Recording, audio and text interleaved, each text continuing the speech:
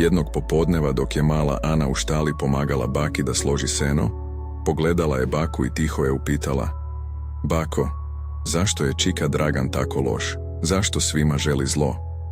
Baka se osmehnula, obrisala ruke i uzela Anu za ruku. "Milo moje, loši ljudi ne postoje. Svako se rodi sa dobrotom i milošću božanske majke.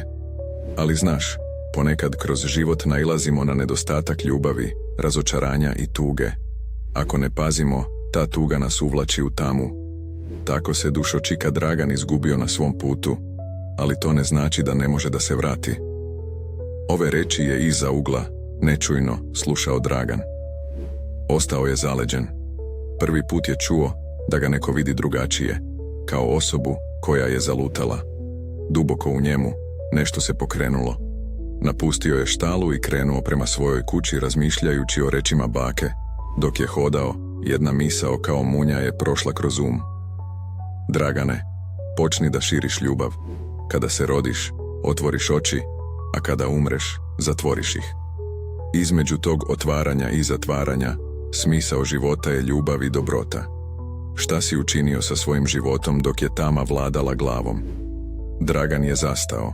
Pogledao je nebo, duboko uzdahnuo i shvatio: ljubav koju nikada nije dobio, on može dati. Te noći nije spavao.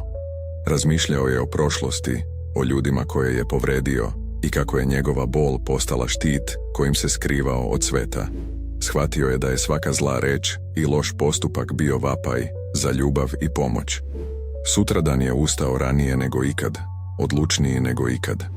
Pomagao je, izvinjavao se i širio osmehe gde god da je bio, osvajajući srca iskrenošću i snagom svoje preobražene dobrote, svojom novom svetlošću i čiste ljubavi.